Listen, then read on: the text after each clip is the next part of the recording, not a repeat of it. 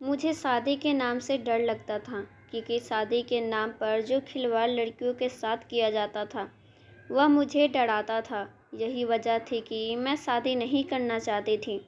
लेकिन मेरे इनकार करने के बाद भी मेरी शादी कर दी गई थी।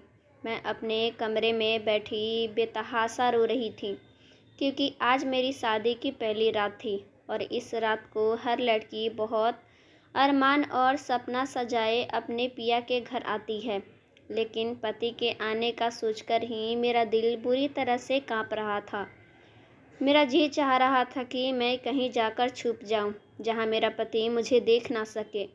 बदहवास की वजह से मेरे हाथ पांव ठंडे हो चुके थे। डर के मारे मुझे अपना दम घुटता हुआ महसूस हो रहा था कि तभी कमरे का दरवाज़ा खुला और मेरा पति आकाश कमरे में आया। उसे देखकर मेरी आंखों से आंसू बहने लगे थे। डर के मारे मैंने अपनी बेड की चादर को अपने हाथों में दबोच लिया था। मैं किस तकलीफ से गुजर रही थी यह मैं ही जानती थी। मेरा पति मेरे पास आकर बैठ गया। कुछ देर तक मेरे हसीन चेहरे को बड़ी मोहब्बत से देखने लगा। मैं बेहद खूबसूरत थी और यही मेरे लिए सबसे बड़ा मसला बन चुका था। जैसे ही उसने अपना हाथ मेरे हाथ पर रखा तो कहने लगा, क्या बात है आलिया, तुम इतना ज़्यादा नर्वस क्यों हो? अब मैं उसे क्या बताती कि मुझे शादी से डर लगता है।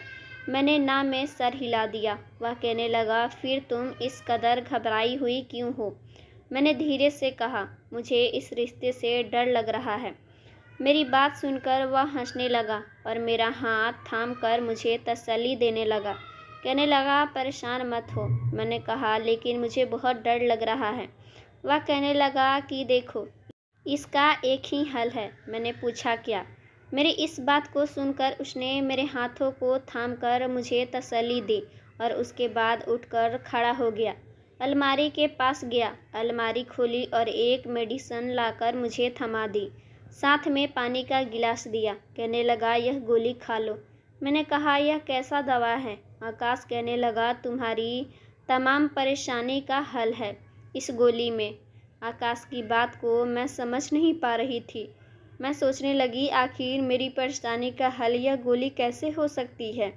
तो आकाश ने विश्वास दिलाया कि यह गोली खाने के बाद तुम्हारा सारा डर और परेशानी खत्म हो जाएगा। तो मैं वह गोली खा ली। आकाश मेरे करीब आने लगा। उसने मेरे दोनों हाथ को थामकर अपने होठों पर लगाया था। मुझे अपनी मोहब्बत का इजहार करने लगा, लेकिन मैं यूं थी जैसे मेरे शरीर में कंपन पैदा हो चुकी थी। धीरे धीरे आकाश ने मुझे अपने बाहों के घेरे में भर लिया था और मैं डर के मारे अपना आप को छुड़ा रही थी। लेकिन फिर मैंने महसूस किया कि जैसे मेरी आंखों में खुमारी सी उतरने लगी है। धीरे धीरे नींद की आगोश में मैं चली गई। मेरी शादी के कुछ ही दिन पहले मेरी सहेलियों मुझे लेकर बैठी थी, जो कि पहले से शादीशुदा थी। मुझे कहने लगी, कुछ दिन बाद तुम्हारी भी शादी होने वाली है, इसलिए ज़रूरी है तुम हमसे इस रिश्ते के बारे में कुछ जानकारी ले लो। मैं शादी के रिश्ते से बिल्कुल अनजान थी, इसलिए जब मेरी दोस्तों ने मुझे इस रिश्ते के बारे में बताया तो मुझे इस रिश्ते से कुछ डर सा महसूस होने लगा था, क्योंकि उसके बताने का अंदाज ही कुछ ऐसा था। कहने लगी, पति अपनी पत्नी पर शादी की पहली रात बिल्कुल भी तरस नहीं खाता है, और तुम तो खैर मानो, तुम्हारा हसीन रूप देखकर तुम्हारा पति तो तुम्हारे साथ ना जाने क्या। यह कहकर वह चुप हो गई और मुस्कुराने लगी। मेरा दिल धक धक करने लगा। शादी की रात का जो नक्शा मेरी सहेलियों ने मुझे बताया था, मुझे अब उस रात से डर लगने लगा था। जैसे जैसे मेरी शादी के दिन करीब हो रहे थे, मेरा दिल चाहता था कि मैं कहीं जाकर छुप जाऊं। इसलिए शादी की रात अपने पति के आने पर मैं बेहद डरी और घबराई हुई थी। पता नहीं वह मेरे साथ क्या करेगा। लेकिन आकाश ने मेरी बात को सुनकर उसने शायद मुझे नींद की गोली खिलाई थी, जिसे खाते ही मैं कुछ ही देर में सो चुकी थी। मुझे अपनी शादी की रात बिल्कुल भी याद नहीं थी। इतना एहसास था कि मेरा पति मुझे अपना हक वसूल चुका था। लेकिन सच तो शायद इससे भयंकर ही था कि मेरी सोच भी उस तक नहीं पहुंच सकती थी। खैर, जब मैं सुबह उठी तो मेरा पूरा शरीर दर्द से चूर था। मैं करवट बदली तो मेरा कमर में दर्द की लहर से उठने लगी थी और मैं दर्द से करा उठी थी। मेरे साथ लेटा मेरा पति फौरन से उठ बैठा। कहने लगा, क्या हुआ आलिया? मैंने कहा, पता नहीं, मेरा सर बहुत भारी हो रहा है और शरीर में भी दर्द है। याद करने के बावजूद भी मुझे वह रात बिल्कुल भी याद नहीं आ रही थी। समझ नहीं आ रहा था। मैं बेड पर नज़र दौड़ाई तो मेरे हाथ में पहनी कांच की चूड़ियाँ टूटकर बेड पर बिखरी पड़ी थीं। मैंने मुश्किल से अपना तकिया बेड के साथ लगाया और हाथों को बेड पे रखकर मुश्किल से उठकर बैठकर ग्राउंड से टेबल लगाकर बैठी थी। मेरे बालें बिखरे हुए थे और मेरी बिखरी हालत मुझे इस बात का एहसास दिला रही थी कि मेरे पति ने रात को मेरे साथ प्यार मोहब्बत वाला व्यवहार बिल्कुल भी नहीं किया था।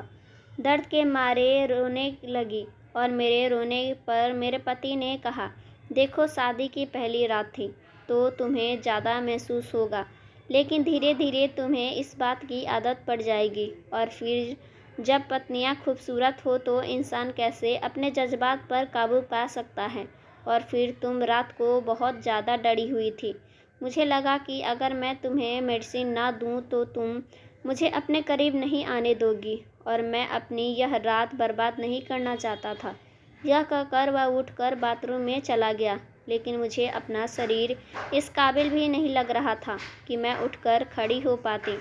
आकाश घर पे अकेला था। उसके माँ बाप जिंदा नहीं थे। पहले तो मेरे माता पिता इस रिश्ते पर राजी नहीं थे। कहने लगे, अकेला लड़का है, हमें तो ऐसे रिश्ता समझ नहीं आते। लेकिन फिर मेरी माँ कहने लगी कि लड़का अच्छा खासा कमाता है, अपना घर है, अब अगर उसके माँ बाप जिंदा नहीं हैं तो उसमें उसका क्या दोष है।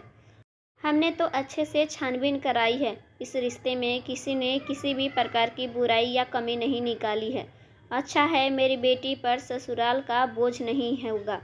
मैं नहीं जानती थी कि शादी की रात ही मेरी ऐसी हालत हो जाएगी कि मैं खड़ा भी नहीं हो पाऊंगी। आकाश जब नहा कर बाहर आया तो मुझसे कहने लगा, देखो, मेरे घर में तुम्हारी सेवा करने के लिए फ़िलहाल कोई नहीं है, इसलिए घर तुमको ही संभालना है। मुझे उसकी इस बात से एतराज़ न था। वह अपनी बात कहकर कमरे से जा चुका था कि जल्दी से उठकर बाहर आओ और मेरे लिए नाश्ता बना दो। जब मैं बेड से उठकर खड़ी हुई तो मुझे ऐसा लगा जैसे कि मेरी कमर टूट जाएगी। कमर पर हाथ रखकर कमरे से बाहर निकल गई। आकाश बाहर लॉन में ही बैठा था। फ़ोन पर किसी से हंसकर बातें कर रहा था, लेकिन जो बातें वह कर रहा था उसने मुझे शर्म से पानी पानी कर दिया था। वह गुजरी हुई रात के पल न जाने किसके साथ शेयर कर रहा था, वह भी बड़े ही बेशर्म अंदाज में। अपनी पर्सनल बातें किसी से शेयर करना अच्छी बात नहीं होता, लेकिन मैं पहली रात की दुल्हन थी। इस तरह मैं अभी आकाश से कुछ भी कह नहीं सकती थी। मैंने सोचा मैं आकाश को बाद में कहूँगी कि इस तरह की बात बाहर ना कहे।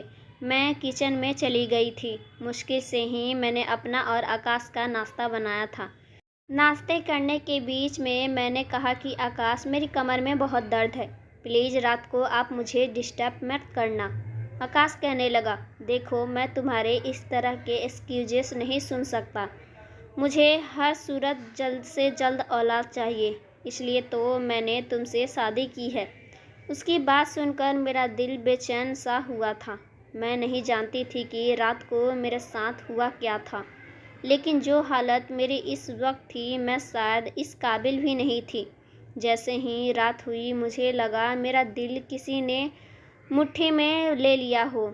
रात को फिर आकाश ने मुझे एक दूसरी मेडिसिन दी। मैंने कहा, मुझे नहीं खानी। वह कहने लगा, यह नींद की दवा नहीं है। मैंने कहा, फिर?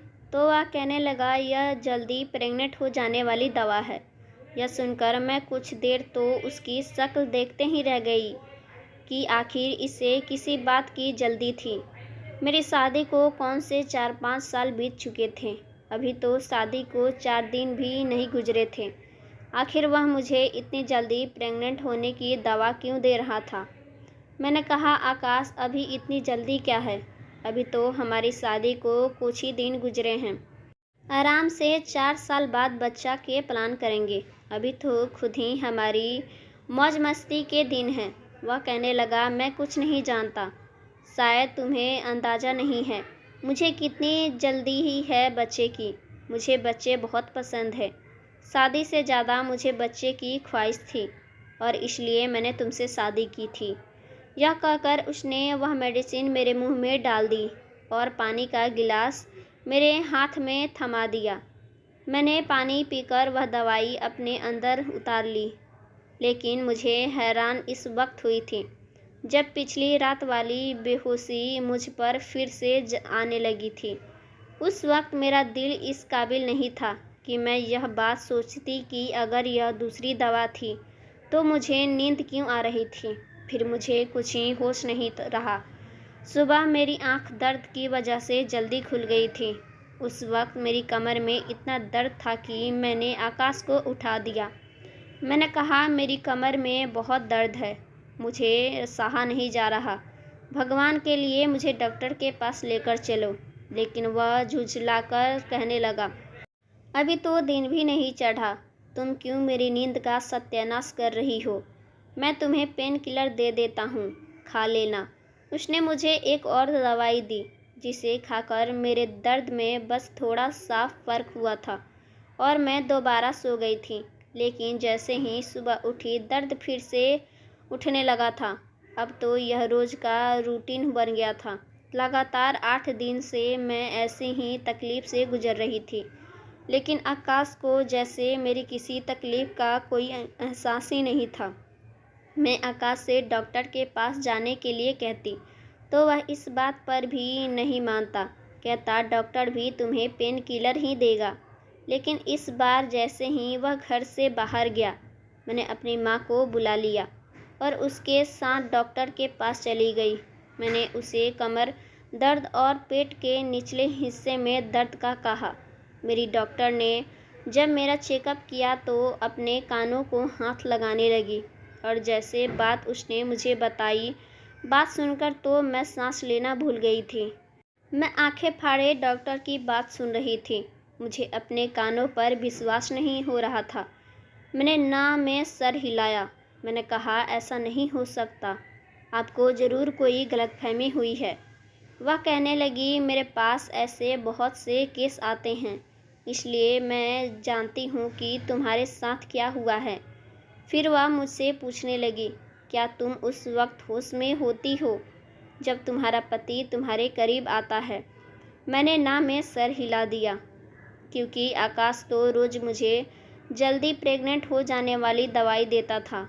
लेकिन जो बात लेजिट डॉक्टर ने मुझे कही थी, मुझे उसकी बात सुनकर आकाश पर शक होने लगा था। डॉक्टर से मेरी कोई पर्सनल दुश्मनी नहीं थी जो वह मुझसे झूठ बोलती। वह एक डॉक्टर थी और उनका पेशा अपने मरीज का चेकअप करना और उसका इलाज करना था। उसने वही बात बताई होगी जो मेरे साथ हुआ था। मेरे पास डॉक्टर की बात पर विश्वास करने के अलावा कोई और दूसरा रास्ता नहीं था। डॉक्टर कहने लगी, अगर तुम्हारे पति को तुमसे मोहब्बत है तो वह तुम्हें नींद की दवा देकर ही क्यों तुम्हारे करीब आता है। उसकी वजह क्या है। आकाश ज़बरदस्ती मेडिसिन मेरे मुंह में डाल देता था और पानी का गिलास मेरे होठों पे लगा देता था। मेरी माँ कमरे से बाहर बैठी थी, इसलिए वह हर बात से अनजान थी। मैं अपने घर तक पहुँची थी। मेरी माँ मुझे कहने लगी, अपना ख्याल क्यों नहीं रखती हो। 8 दिन में ही सूख कर कांटा हो गई हो। चेहरे की रंगत पीली पड़ गई है। मेरी माँ मुझे नसीहत करके अपने घर जा चुकी थी। मैं पूरा दिन डॉक्टर की बातों को ही सोचती रही थी। अगर यही होता रहा तो मैं तो कुछ दिन में ही मर जाऊंगी और इसलिए मैंने अपना दिमाग चलाना शुरू कर दिया। रात के समय मैंने अपने मोबाइल का कैमरा ऑन कर दिया और ऐसी जगह पर रख दी जहाँ से मेरा बेड आसानी से नज़र आ सकता था। रात को आकाश ने फिर से मुझे दवाई खिला दी थी और मेरी वही हालत होने लगी थी। सुबह जब मैं उठी तो आकाश के ऑफिस जाने का इंतज़ार करने लग गई थी। जैसे ही वह घर से बाहर निकला, मैंने जल्दी से मोबाइल उठाया, उस पर लगी वीडियो देखने लगी और जिसे देखकर मेरे तो होश ही उड़ गए थे और मेरा दिमाग चकरा गया था। मैंने पूरी वीडियो भी नहीं देखी थी और मोबाइल को बेड पर फेंक दिया। जब तक आकाश ऑफिस से घर आता, मैंने फ़ोन करके अपने माँ बाप को सब कुछ बता दिया। आकाश एक अधूरा मर्द था। वह इस काबिल नहीं था कि बच्चा पैदा कर सकता, बल्कि वह तो इस काबिल भी नहीं था कि पत्नी के पास भी आ सके और अब पति पत्नी वाला रिश्ता बना सके, क्योंकि वह एक नंबर था। वह अपना रौब मुझ पर जमाने के लिए और यह साबित करने के लिए कि वह एक पूरा मर्द है, रात गुजारने के लिए अपने दोस्तों को मेरे कमरे में भेज देता था, जो मेरे साथ बेदर्दी से सलूक करते थे। मेरे माँ बाप ने आकाश पर केस कर दिया और मुझे तलाक भी दिलवा दी। बाद में मालूम हुआ कि पहले भी उसकी शादी हो चुकी थी और उसकी पत्नी ने उसे इसी बात पर तलाक दी थी कि वह एक नामर्द है, शायद अपनी ही इस कमी को छुपाने के लिए और अपनी पत्नी पर यह साबित करने के लिए कि वह औलाद पैदा कर सकता है। उसने मेरे साथ बहुत बड़ा जुल्म किया था, मेरी ज़िंदगी को नर्क बना रखा था। जब मैं लेडी डॉक्टर के पास गई थी तो उसने मुझे यही बात कहा था। उसने मेरी ज़िंदगी बर्बाद करके रख दी थी। पूरा 1 साल लग गया था मुझे संभलने के लिए, क्योंकि जो दर्द और तकलीफ़ आकाश ने मुझे उन 8 दिनों में दी थी, वह कोई कम नहीं था। फिर मेरे माँ बाप ने मेरे लिए दूसरा रिश्ता देखा था। इस बार भरी पूरी फैमिली थी। हाँ, लड़का शादीशुदा था और उसके पहले से एक बच्चा भी था। बच्चे की पैदाइशी पर ही उसकी पत्नी चल बसी थी, लेकिन ना मुझे इस बात का एतराज़ था और ना ही मेरे माँ बाप को। और आज मैं अपनी भरी पूरी ससुराल में हंसी खुशी रहती हूँ। मेरे पति मुझे बेहद मोहब्बत करता है, मेरी हर ज़रूरत का ख्याल रखता है और मैं भी उसके बच्चे को सच्चे मन से अपना लिया और उसे सगी माँ की तरह प्यार देती हूँ। भगवान ने मुझे जितनी तकलीफ़ दी थी, उसकी भरपाई एक अच्छे पति के रूप में देकर कर दी थी। मैं अपने भगवान का जितना धन्यवाद करूं उतना कम है। लड़की के माँ बाप यह सोच के अकेले लड़के को अपने दामाद के रूप में चुनाव ज़्यादा पसंद करते हैं कि अकेला है, उसके बेटी पर सास ननद और परिवार का बोझ नहीं पड़ेगा। लेकिन मुझे लगता है कि ससुराल भरा पूरा हो, सास ससुर हो, तब उसकी लड़की अपने ससुराल में ज़्यादा खुशी रहती है, क्योंकि पीछे से अगर पति कोई गलती करता है तो उसे डांटने के लिए सास ससुर मौजूद होते हैं, उसे सही राह दिखाते हैं, उसे समझाते हैं। उसके माँ बाप का हाथ उसके सर पे होता है। दोस्तों, कहानी कैसी लगी कमेंट करके ज़रूर बताइएगा। वीडियो अच्छी लगी तो वीडियो को लाइक कर देना, चैनल पर नया है तो चैनल को सब्सक्राइब कर देना और हाँ, नोटिफिकेशन बेल को ज़रूर दबाना ताकि अगली अपडेट सबसे पहले आपको मिले। Thanks for watching my video.